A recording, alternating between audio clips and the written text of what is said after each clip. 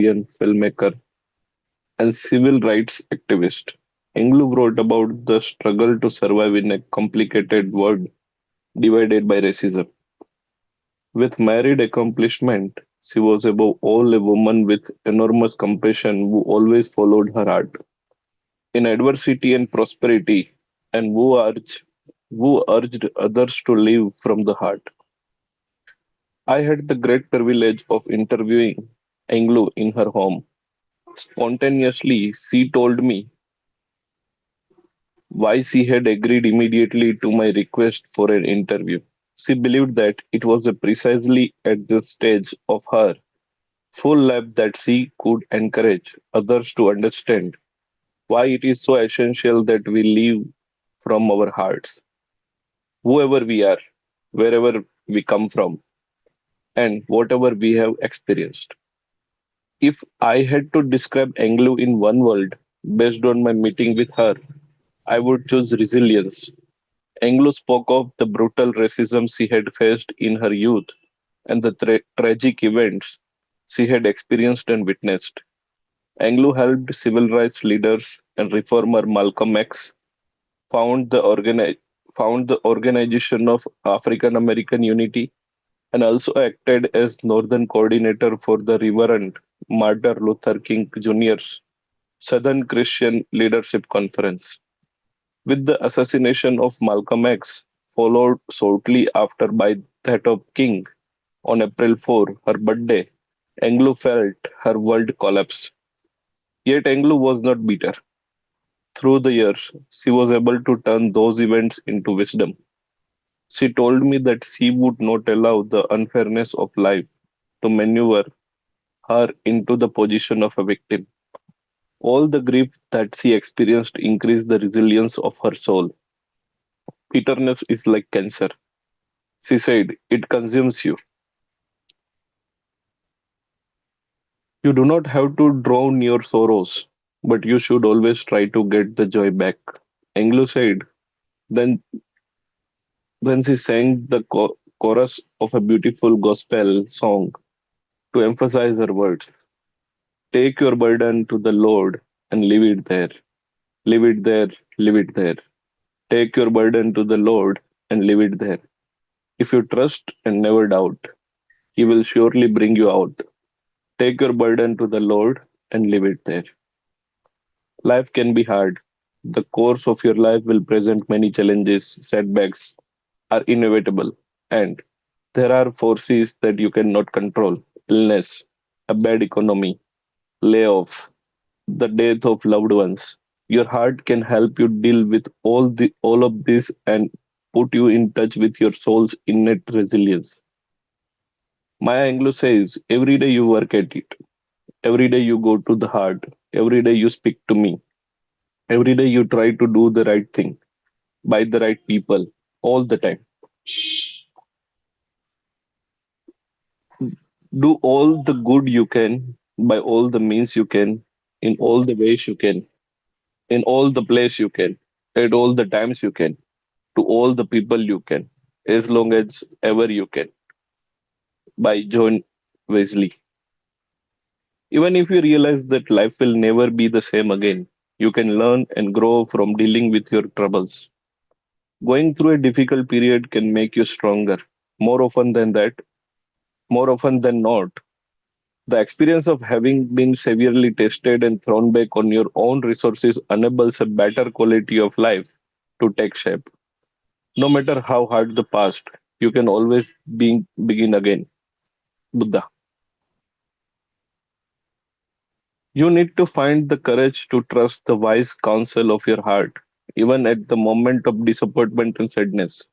Then you can begin to truly believe that a setback is not the end of the world, but can actually bring about an interesting turn in your life. Maya Angelou says, that is the heart knocking on your door saying, open the door, here I am, you need me. Because then you say, oh, look at where am I? I am in the hell. I didn't know that. But the heart tells you, trust me, I will bring you out of that. Michael Beckwith says, life is full of challenges. Challenges and hardship oftentimes R. The intense heat and fire that break us open to discover gifts, talents, and capacities that are laying within us. When life does not go your way, your mind may churn our fatalistic, and oppressive scenarios, nothing limitations instead of opportunities. These worst case scenarios will make the obstacles feel like a life sentence and would have you believe that life never getting fired or the failure of your relationship is no longer worth living. But if you tear yourself away from these thoughts by entering into a dialogue with your heart, you will be rewarded with the confidence that you will eventually get through this difficult phase. Paulo Coelho says, when you are defeated and you suffer, don't pretend that you are spiritually superior. Sit down and cry. Say, oh my God, why did you forsake me? You are allowed to cry. You are allowed to be defeated. Don't try to avoid suffering. This is just cheating. This is just cheating yourself, but give it a time frame. Let's say 1 week, 1 month, whatever, and then suffer with all your strength. You know, say, okay, I'm going to suffer. I'm going to cry. I'm not going to eat. I'm going to eat a lot. I'm going to do this. I'm going to do that. I'm going to complain. I'm going to insult sometimes the divine energy. But then you say to yourself, okay, this is a part of life. Don't give up. You leave the situation with a strength that you didn't know you had. Don't be coward enough to avoid suffering. Suffer. That's not wrong. I suffer a lot. I had a lot of oppositions. But still, when I overcome this and I say I am not going to be paralyzed by that, I'm not going to comply with what they think I should do. I feel stronger and it's good for me. The source of wisdom is whatever is going to happen to us today. The source of his wisdom, whatever is happening to us right at this moment, by Pema Kodron. So if someone can take up from here. Yes, I mean, Howard Martin, when we make that move to go deeper in ourselves, we find the intelligence of the heart. And when we do, more hopeful, secure perspectives begin to emerge. Even our inner dialogue can change. We may end up having inner thoughts of things like, this is a terrible situation, and I don't know how I am going to get through it. But I have been through tough things before, and I have found a way. I bet I will find a way this time. That is the intelligence of the heart speaking to you. Because your heart has a greater perspective on your life than your brain does. It can show you a way of handling a problem. Perhaps losing your job will be the stepping stone to a new working environment where you learn new skills. Perhaps you will find a new way to give love after losing someone you love. Stay connected with your heart and listen for its guidance. Paulo Coelho says, all of a sudden you face tragedy and say, oh my God, what is the meaning of life? And then instead of being scared by a tragedy, you say, I am going to change my life. I am going to do something that is important to me, not something that they told me to do. When you can view a setback through the lens of your heart, it may not change the actual setback, but it does alter your perception of it. You can only pick up your life again when you have the courage to follow your heart and trust that your soul will take you to your destination. Michael Beckwith, when we become aware that challenges are a part of our unfolding of our soul, that they are part of life, that they are a part of this incarnation, part of this spiritual quest, we approach them differently. We intend to have a spiritual practice where our focus is about growing, where our focus is about unfolding, where our focus is about becoming more ourselves.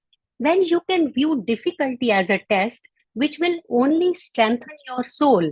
You will, in time, discover that although the setback was inevitable and you did not expect or deserve it, it did help you grow. Neil Donald Walsh says, you can even be grateful for things that you imagine are not any good for you, that you imagine that you don't really want, or that you wish you had not had to experience. Even in those moments, masters say, thank you to life, thank you to God, thank you to the divine self for this particular experience, because I know that before too long, I will see the extraordinary gift that has been folded into this physical encounter. Setbacks offer unique opportunities to explore the resilience of your soul. You can come out of them less vulnerable and more skillful at dealing with new setbacks. You will see that the headwind you experienced along the way was key to your journey. Your survival is more precious. Love is all the sweeter, and you appreciate success for however long it lasts after a reversal. Confucius says, our greatest glory is not in never falling, but in rising every time we fall. In order to free yourself from despair, anger, and self pity, even when life is a struggle, remind yourself of everything you are grateful for. Sometimes these things may be difficult to see, but they are there. Gratitude helps you transform the scale and meaning of your setbacks and make them more bearable. Rudiger Shahase says, if you express yourself in appreciation or in gratitude, it is like sending love out to God. Gratitude is opening your heart and giving a big, big yes to God, to the universe, to your soul, or to whatever you believe in. Gratitude is one of the most powerful things you can do to open your heart. Whatever happens in your life, have faith in a higher order, in the support of something greater, knowing that you are not alone. Bear in mind, even in times of adversity, that you are more than a body, you are a soul connected to others.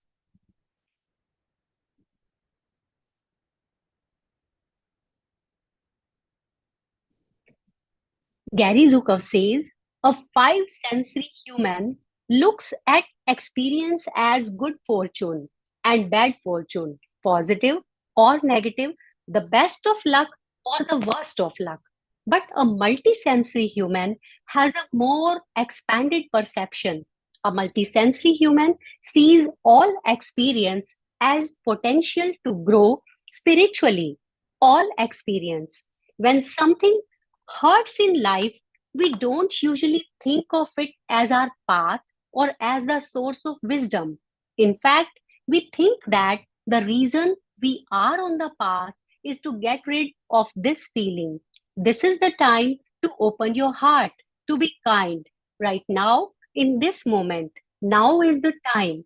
Now is the only time by Pema Cordron when things fall apart.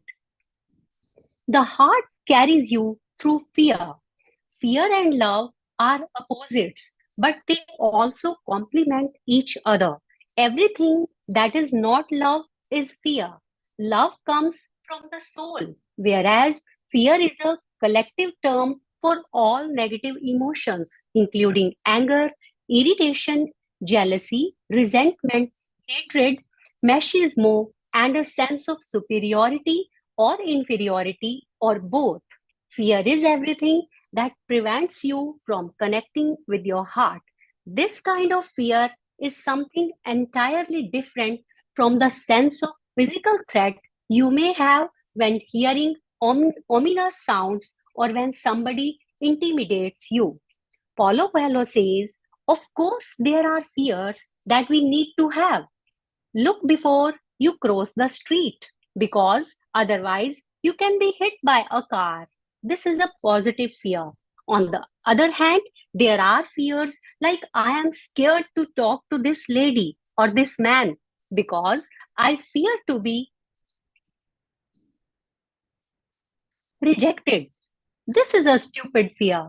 So choose your fears and don't be paralyzed by the bad ones. Somehow, the fear is there to test us. We all have fears.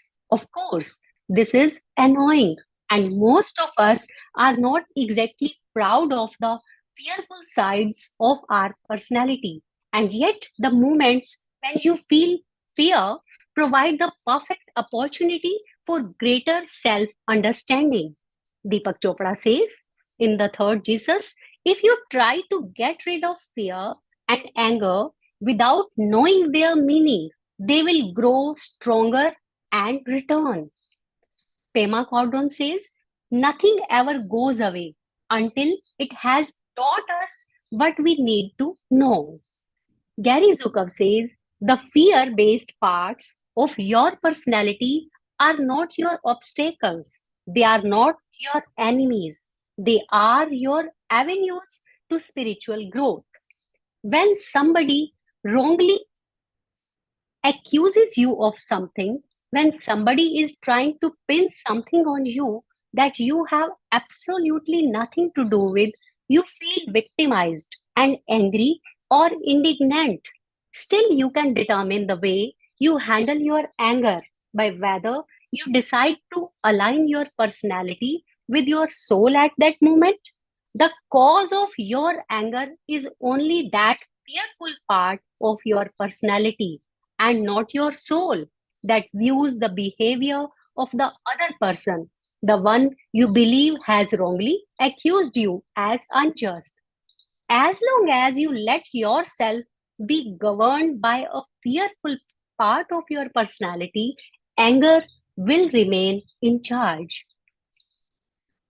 Rudiger says, what happens outside is just to press a button in your system and then it activates, for example, fear or anger. And then what you can do is focus on the inner world, on the anger or on the fear. Michael Beckwith says, when we consider challenging a fear, we are actually considering shining the light of awareness on those places within us that are fearful.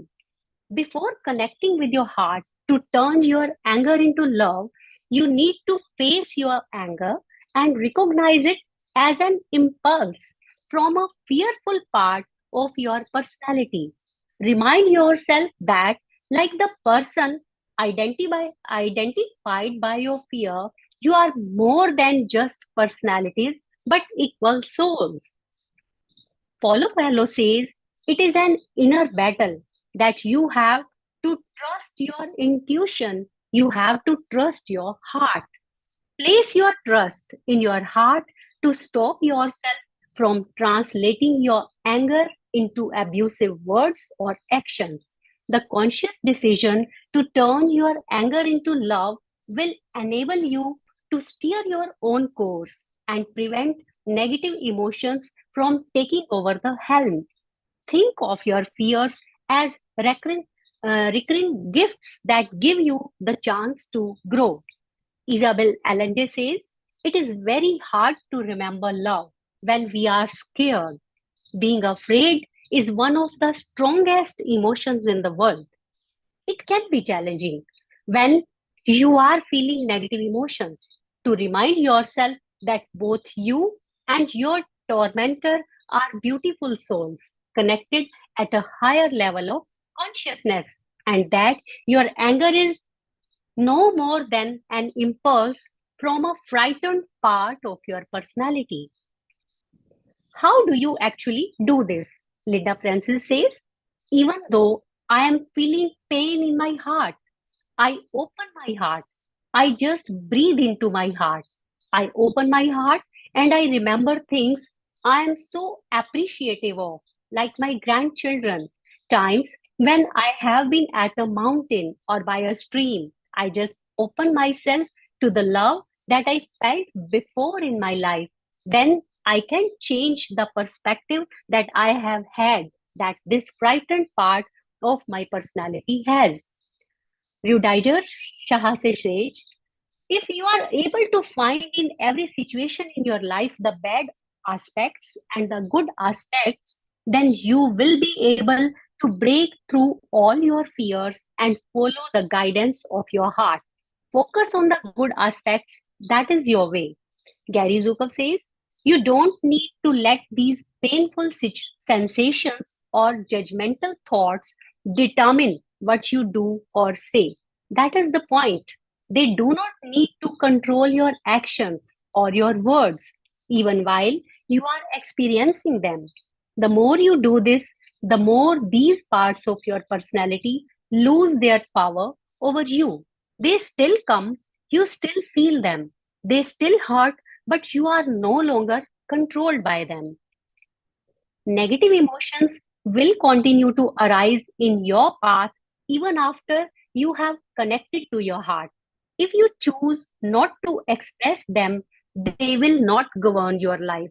But you do need to be aware of them and examine them.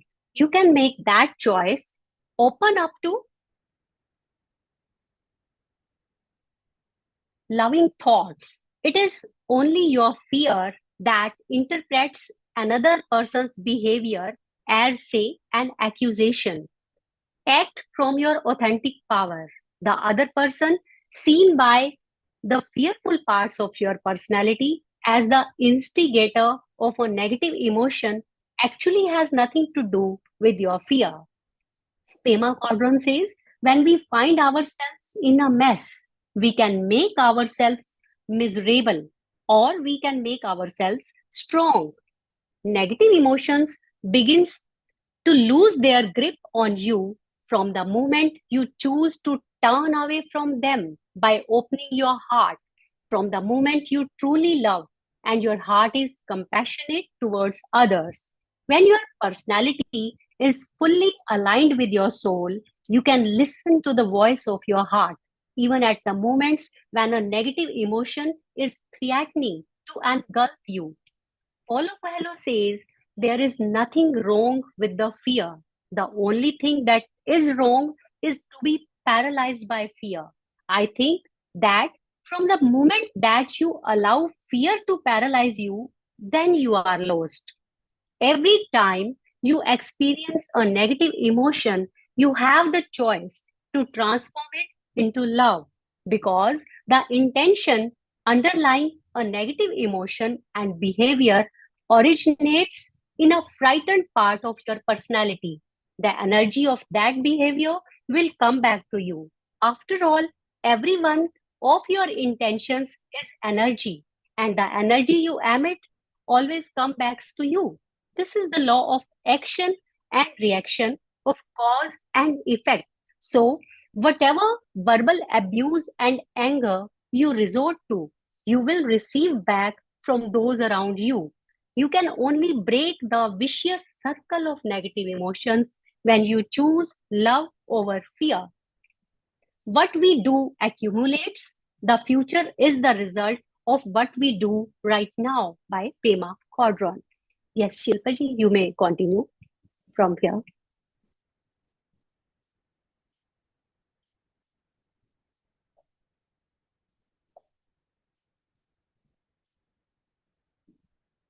Yes, next, if anybody wants to read, or should I You continue? want to read? Yeah. Shilpa, you there? Able to read?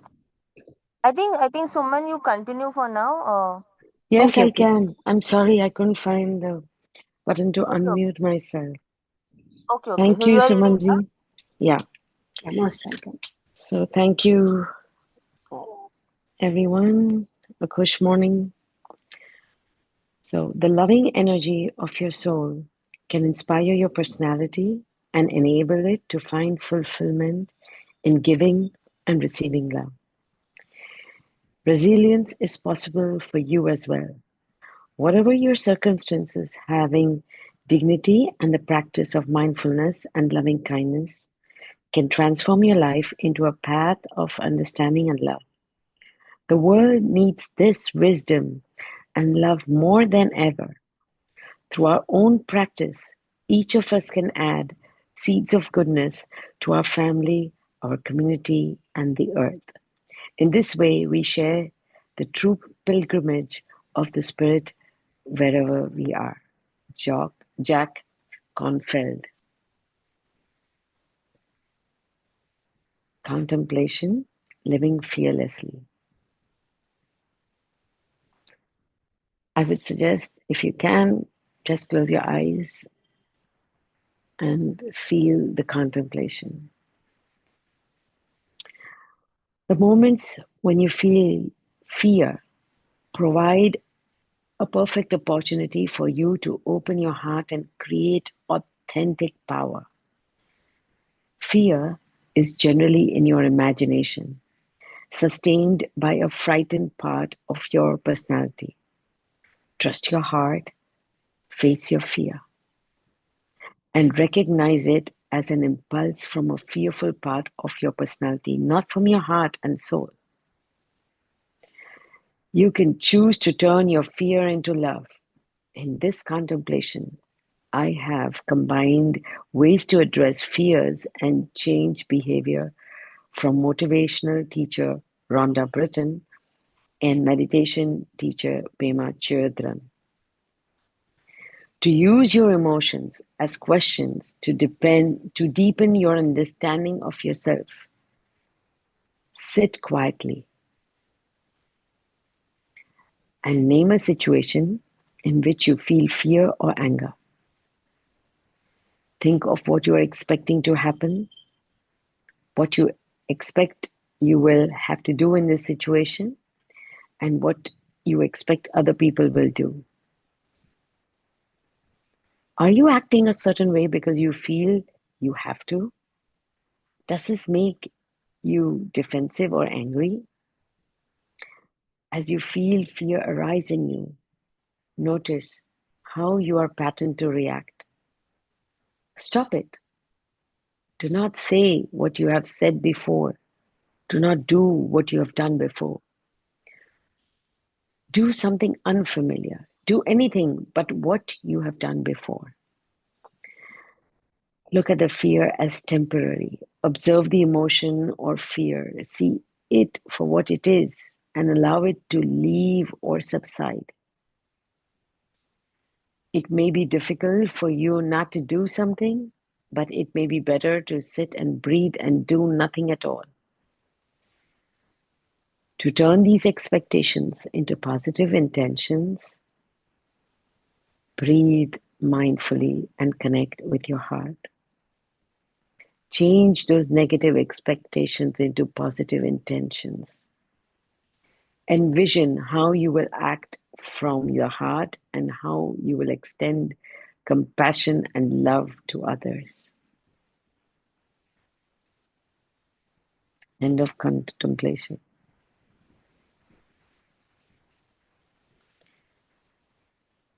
Forgiveness, a new chapter, chapter 15. The weak can never forgive. Forgiveness is the attribute of the strong. Gandhi. During my interview with Isabel Allende at her home, La Casa de los Espíritus in San Rafael, Marin County, outside San Francisco, she told me that she had been raised by her grandparents as I had. Her grandmother was very spiritual and used to communicate with the souls of the deceased. It was her grandmother who made her realize that we live in a magical world that consists of much more than what we can perceive with our five senses. We met in her study where she keeps a manual typewriter and where she has brought to life so many of her beautiful written books. Allende speaks passionately. Every word has impact. When I brought up the importance of forgiveness, Allende became quiet for several minutes. Clearly, this was a power that was close to her heart.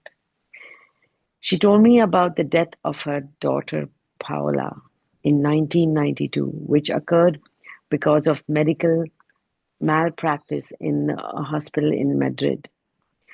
Paola had porphyria, a hereditary disease, but one that someone can grow old with. But the doctors did not treat her properly, and she lapsed into a coma and was put on a ventilator. After the hospital took her off the ventilator, Allende took Paula home and tended to her for a year. She hoped, prayed, and begged that Paula would come out of the coma. While Paula was clearly dying in the hours just before death, Allende, with her mother and daughter-in-law, washed Paula with a sponge, dressed her nicely, and combed her hair. Allende placed talismans on Paula's chest, an orange flower her grandmother had worn when she got married, a silver mirror, pictures of her niece and nephew, and a silver teaspoon. Allende saw Paula's death as a liberation for her daughter, but nonetheless felt an intense sadness and grief. She later wrote, "Silence before being born, silence after death." After Paula's death, Allende experienced out of necessity what it means to forgive. She was angry, but she had to forgive the doctors in order to move on.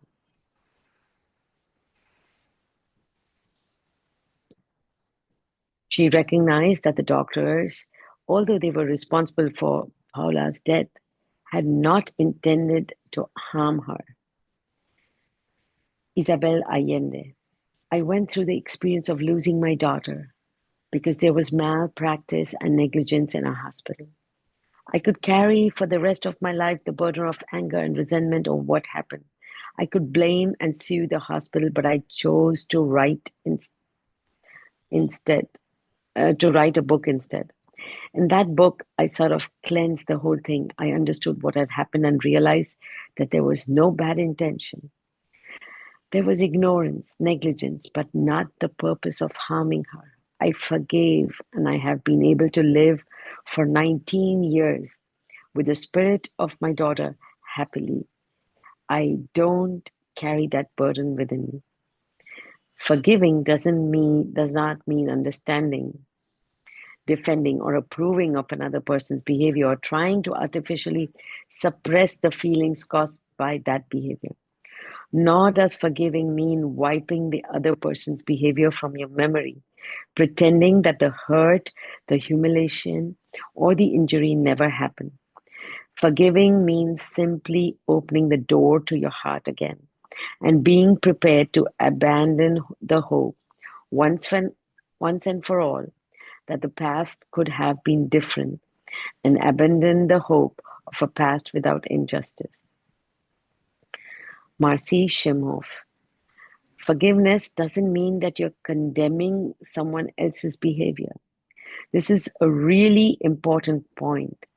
Forgiveness merely means that you're freeing yourself up from the energy blocks that you're holding, those resentments that you're carrying.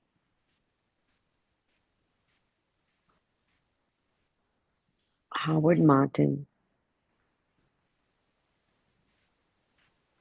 Forgiveness is one of the most powerful things anybody can do. It's hard to do. It's one of the toughest things to forgive, especially when we feel justified that we have been wronged.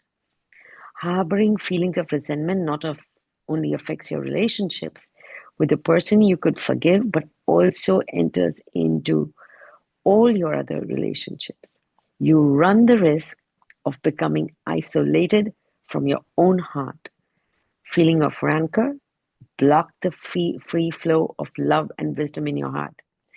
Connect with the inexhaustible source of love inside yourself so that you can forgive and dismantle the blockages and can start living freely in love and compassion again. Isabel Allende. It's out of forgiving that one shakes that burden that we carry along. Forgiving means accepting that you have been wrong, but also that you can simply cannot turn back the clock. While you do remember the other person's behavior, the hope that things might be different makes ways for a future oriented hope so that you are no longer a prisoner of the past. Forgiving is not about looking back, but about looking ahead. It's about realizing that there's a reason why a car's windshield is a lot bigger than the rear view mirror. In other words, forgiving is about abandoning the notion that you have to harbor a lifelong grudge against someone. If you do, you can never really be happy. That is why forgiveness is so important. And it calls for a fundamental change in the way you view a person you could forgive. Rather than viewing that person as one who victimized you, you must view him or her as the one who will help you get closer to your heart. Is there someone else who wants to read? I don't know if there is. Yeah, I think I just wanted to ask, do we want to stop here or do we want to finish this chapter? I don't know if it's. I'll just check how many more pages it is. It's two, one, two.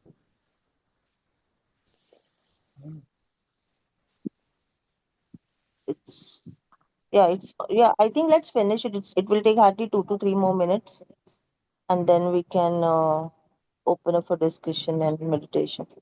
So, is it okay, everyone? Just 1 or 2 more pages. Yeah, yeah. Okay, okay, yeah. So, yeah, I think anyone wants to read or Shilpa, you can continue, I guess. Okay. Yeah, from here. When we don't forgive, we have judgments, resignation, things like that just don't benefit us. They just hurt us. They just take us down. They debilate us and they rob us of the quality of life and even of our health. When you do not forgive, you chafe under the yoke of grudges. Rancor hits you even harder than the memory of that irreversible event from the past. Resentment is like a cup of poison you pour down your throat in the hope it will kill the other person. And while the other's unharmed, you wind up destroying yourself.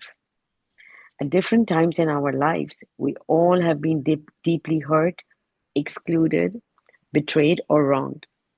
Even when someone specifically asks for forgiveness, it is often incredibly difficult to bring yourself to forgive that person.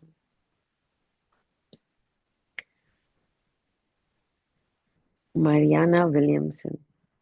Forgiveness is an act of self interest. You see, I don't want to be stuck there. I want to be able to go on with my life without this burden of the past. I forgive for myself. Michael Beckwith. Forgiveness is essential in our spiritual growth, development, and unfolding. Forgiveness is first and foremost an act of liberation. You free yourself from the bitterness within yourself, from the embitterment generated by the other person's behavior. Isabel Allende. Forgiveness is something very personal that comes from a place of love and a place where you are at peace with yourself. I think it's something that happens so intimately, so profoundly, that you cannot force it. You cannot reason with forgiveness. It is in the heart. When you reconcile with your own heart, you forgive everything. Maya Angelou. Forgiveness is everything. When I think of forgiveness, I'm brought to weep with gratitude that it exists. Forgiveness is an act for yourself more than for someone else. It's for your spiritual well being and physical health. It is a process aimed at unblocking all the roads to and from your heart so that love and wisdom can once again flow freely. You need not let the person you're forgiving back into your life. What's more, that person need not even know that you have forgiven him or her. Or perhaps they cannot know because they have passed away. But it's never too late to forgive someone in your heart. Marcy Shimoff. One of the most inspiring stories about forgiveness uh, by the Chinese government. No, I'm sorry. Um, okay, I'll repeat. One of the most inspiring stories about forgiveness is about a Tibetan Buddhist monk who was imprisoned by the Chinese government for 20 years. And during that time, he was mistreated, very often beaten by his guards. When he was released, he came to America and was interviewed by the Dalai Lama, who asked him, "When did you feel that you were in the most danger?" The monk said, "I was in the most danger when I thought I would lose my ability to feel compassion and forgiveness for my gods." To Shimhoff, Nelson Mandela is both a great man and a human archetype of forgiveness.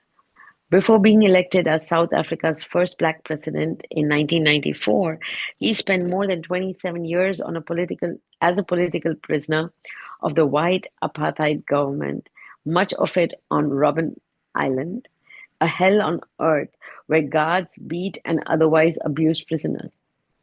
Mandela's incoming mail was censored and restricted, so he barely had contact with his family. But because he could not and would not live without love, Mandela chose to forgive his guards and feel love in his heart for them. He engaged them in conversation, taught them history, taught one guard that the more you give away, the more you receive. Because he forgave them, the guards found it difficult to mistreat Mandela, so the prison management had to keep replacing his guards. His freedom was taken from him, but he chose to be free from resentment and anger.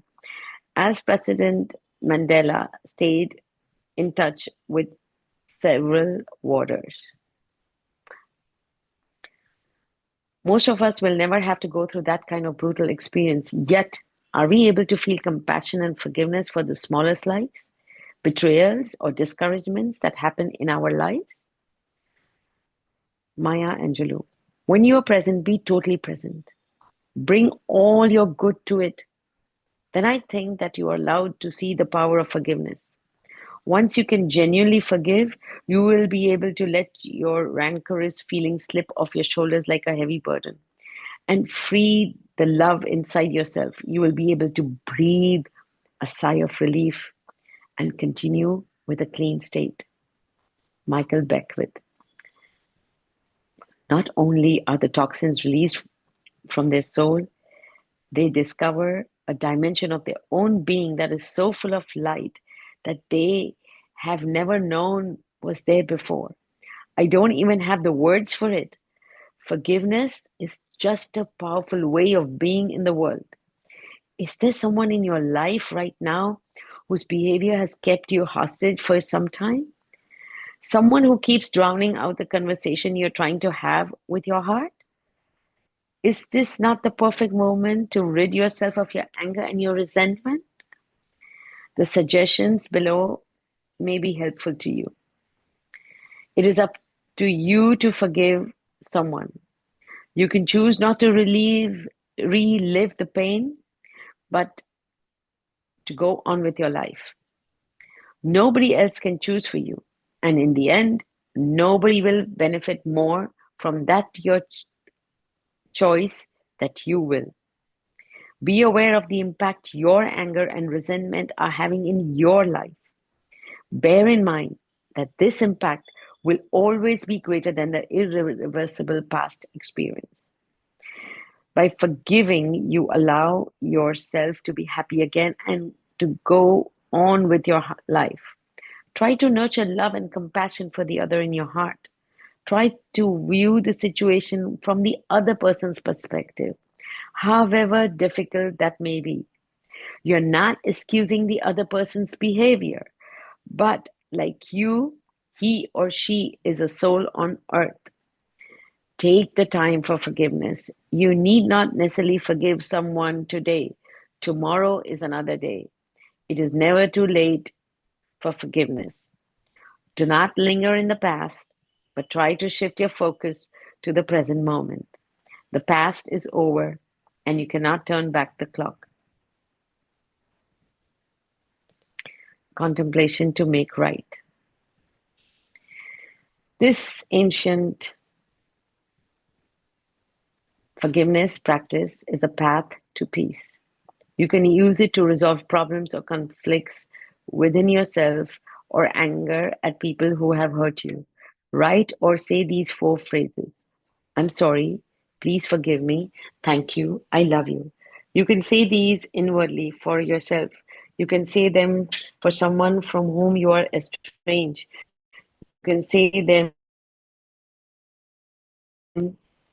these four phrases in your heart. Now feel these wishes for a person who who need to forgive, whom you need to forgive. I forgive you. Please forgive me. Thank you. I love you. Sit for 5 or 10 minutes a day, sending these wishes out to a person or situation. After several days or a week or two, you will feel an inner shifting of emotion, a lightening of heavy emotions, and a lifting of your spirit. Wow.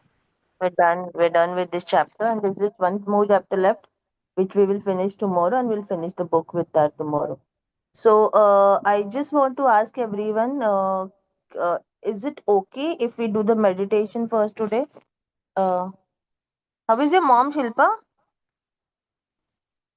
Um, well, we just found that she doesn't have malaria or dengue. I think that's good news. But Wow. we are we're not sure what she has at the moment. Yeah. No, no, she'll be fine. We all, please, everyone, wish the best for her mom. Also, anyone wants to leave and want to say something and share something, please feel free. We can do that for a minute or two, and then we'll go with the meditation to keep the time. And then, whoever wants to share something, they can stay back a little longer to discuss. And we will have a bigger discussion tomorrow because it's a small chapter, and then we'll finish the book and we will have a elongated discussion tomorrow. So, if anything that is not urgent, we can also contemplate and discuss about it tomorrow also. That's again a opportunity that will make the most of tomorrow by giving more time for discussion. So, yes, anything anyone wants to quickly share before we go into the meditation, or we can also stay back for a longer, like a little longer, like maybe 5-10 minutes, if anyone wants to share. Yes, anyone?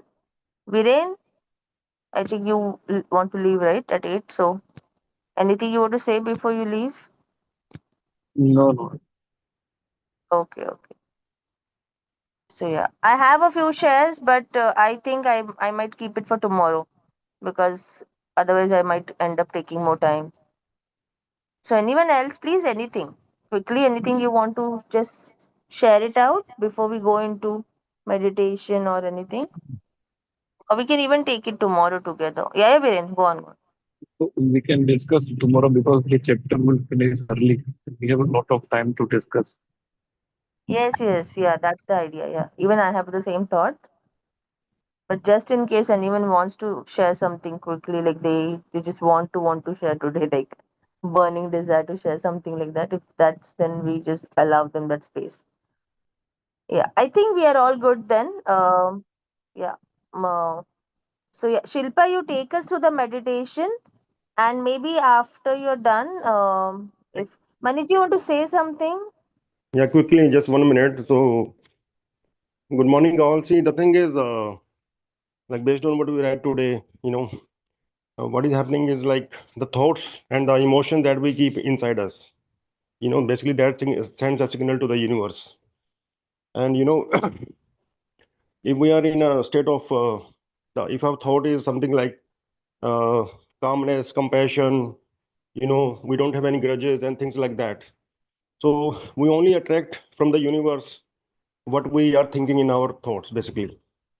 So every thought has to be in aligned with our true self, that is, without any grief, without any grudges, without any sad feelings and all that. Because whatever we are thinking, that is sending a signal to the universe. It's just like, you are trying to put your radio to some frequency, listen to some song, FM, blah blah ABC, whatever it is. So it's all about what we are thinking at that point of time. So if you are thinking all the thoughts of like high frequency, love, compassion, thank you, sorry, I love you, things like that. So you are sending that signal to the universe, and same way you are attracting the similar kind of things. So it's very important that we don't have any grudges for anything, and we should keep our mind and heart free of any bad emotions, low frequency, not complaining anything, and we should practice gratitude at every stage of life whenever we feel we are lacking short of energy, or we're not feeling happy, things like that. So it's all about our thoughts, and our thoughts and emotion decide our actions, and action decide our habit. They decide our character.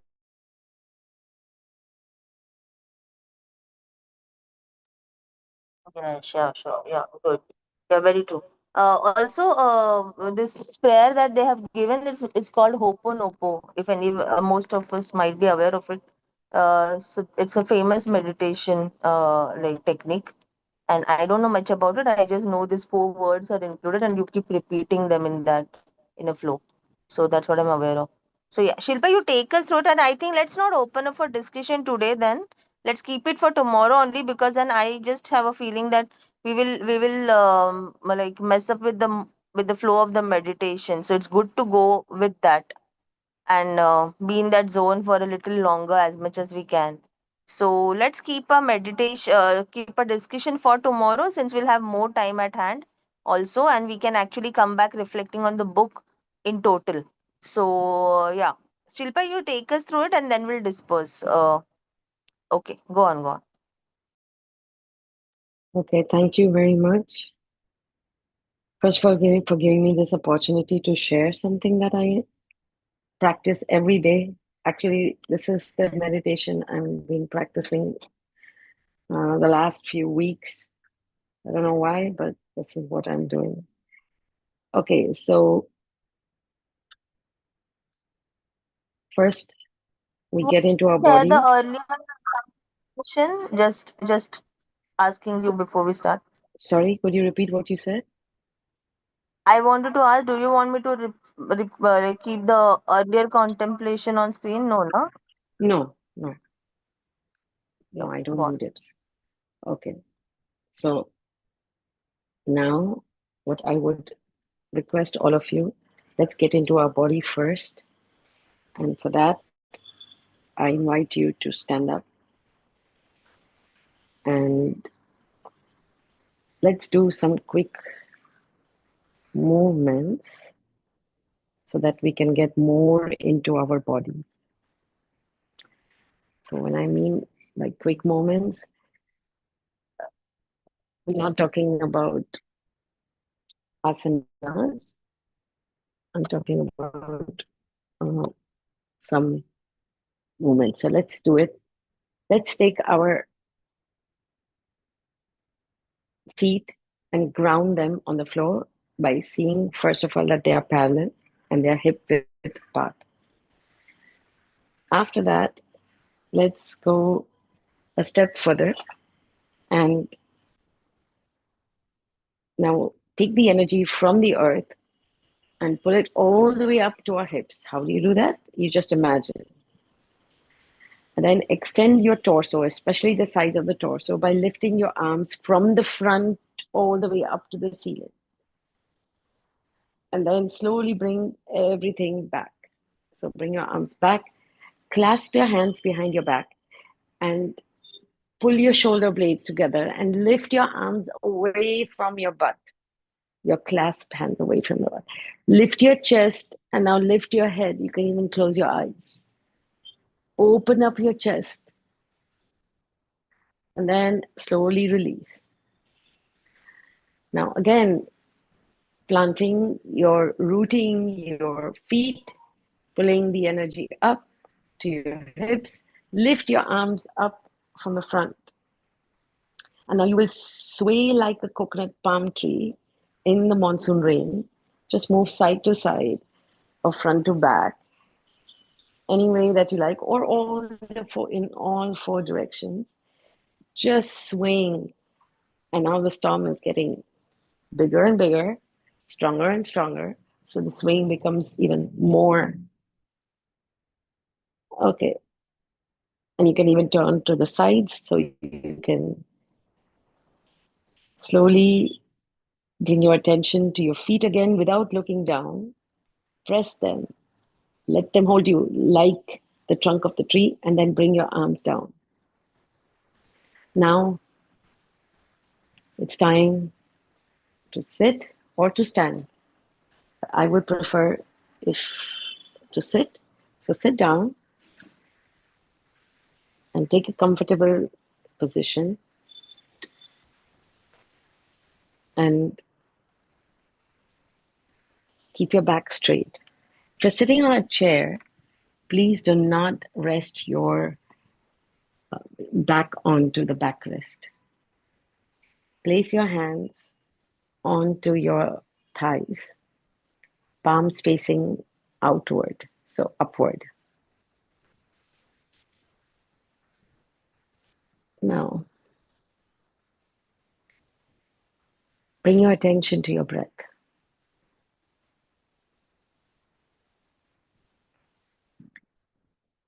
Breathing in and breathing out.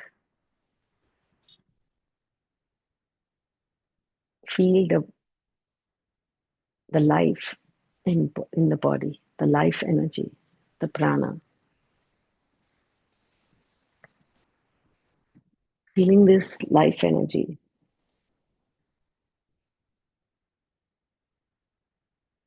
moving in every nook and cranny of your body.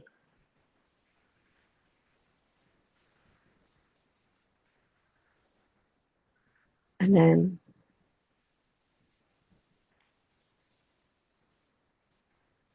slowly move your attention to a situation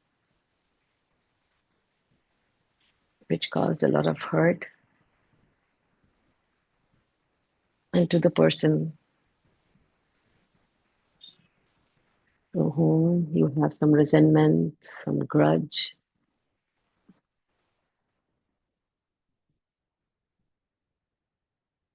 and could be even hate. Somebody who has wronged you. Somebody whom you think has wronged you.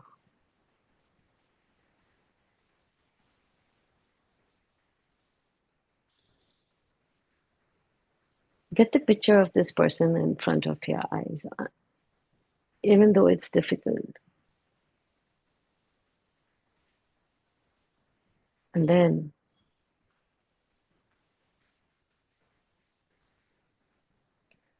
looking at this person's face, and now we move to his heart. We are having a soul to soul conversation. We are not having a conversation from identity to identity.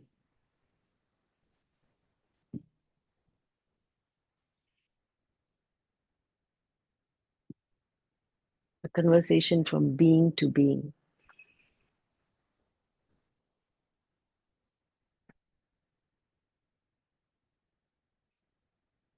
And this 4 sentences, this prayer is very, very powerful.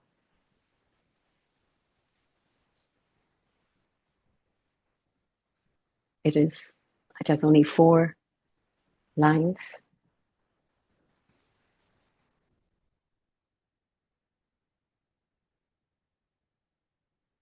And before we start that, we need to forgive ourselves.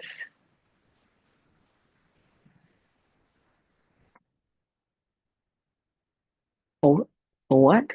For holding this grudge, this resentment, for stopping the flow of love in our lives, for taking this much part of the heart and filling it with this emotion that does not serve us.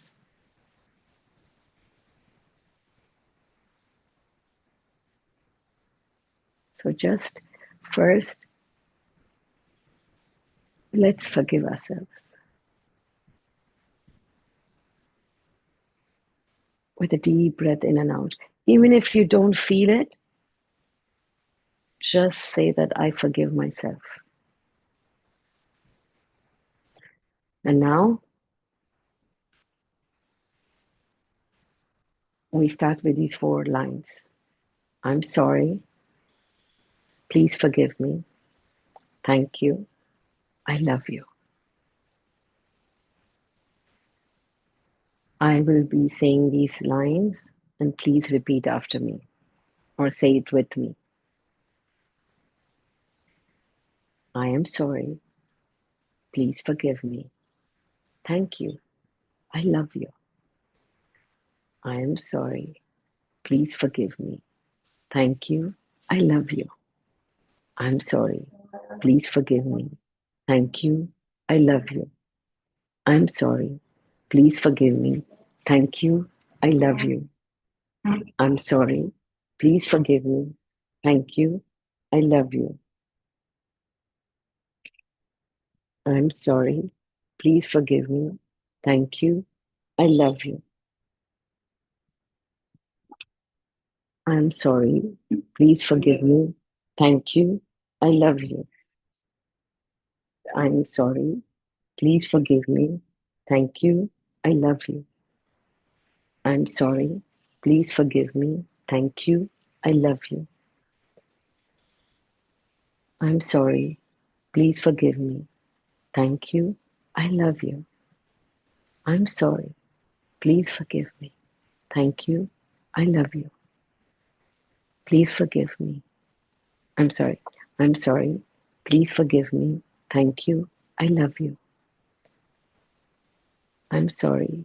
Please forgive me. Thank you. I love you. I'm sorry. Please forgive me. Thank you. I love you. I'm sorry. Please forgive me. Thank you. I love you.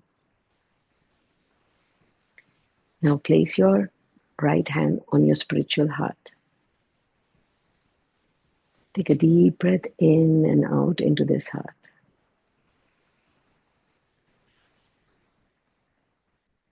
While exhaling, release the energy of this resentment, this hatred, this holding back.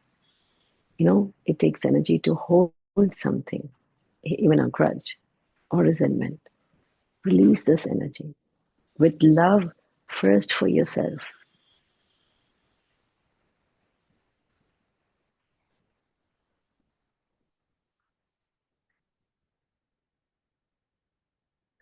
And with this energy, put your hands out on the sides as if you're blessing someone.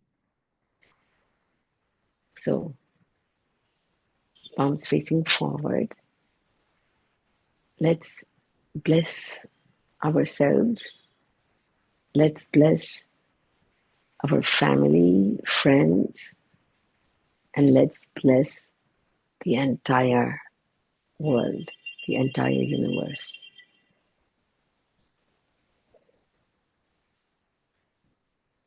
That they all experience love,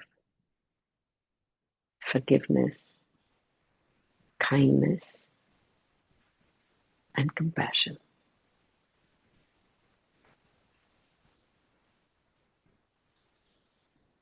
Bring your hands together in front of your chest.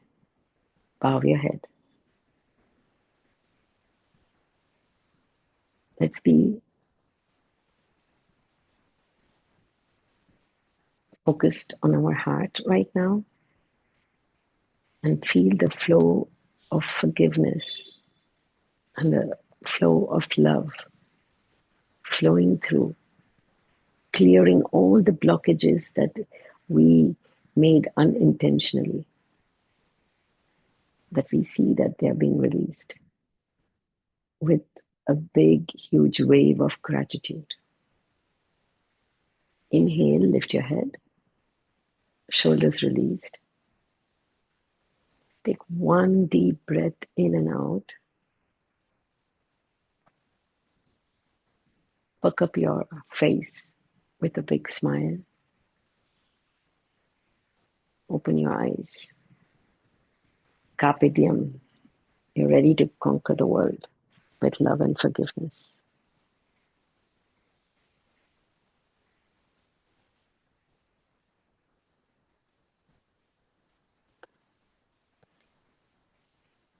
Thank you, everyone. Thank you, Shilpa, for taking us through this beautiful experience every day. Thank you, everyone. So we'll disperse for now, and tomorrow we'll have a lot of time to discuss and reflect on the entire book altogether. Thank you. See you all tomorrow. Bye bye. Take care. Thank Have you, a great day. everyone. Yeah, have a great day to all. Thank you, everyone. Thank you. Thank you, everyone. Thank you, everyone. Thank you, Shilpaji, for a wonderful experience again. You made my day. Mansi ji, you left? Okay. No, no, I'm there. I'm there. I'm taking notes. Yeah, tell Okay. me. Were you there yesterday? It's Thursday. What happened? Were you there yesterday? Yeah, yeah, I am there every day. No, no, no. Yesterday night for the I speakathon. know. I think by the time you had, I think we had this session with Manoj sir, I guess. So it Okay. clashed with that time. So I couldn't attend yours, but I did attend a few other people's like Rajeshwari, I think Praveena's or like Bharat sir's and all. So I missed yours. Is there a chance of having a recording by any chance? I don't know. I don't know. I didn't get the Oh, recording date. how was it for you? It was fine. It was well done. Well to do. Oh, I just missed it. I'm very sorry. It's It okay. It's was a okay. sad. If I get the recordings, I'll send. Yeah, please do. I would love to share that, see that. Sure, sure, Yeah. sure. Yeah. Okay, carry Thank on. you. Yeah. See you all tomorrow. Tomorrow is a big day. We will contemplate on the entire book today tomorrow. So see you all tomorrow. Just make time. Okay.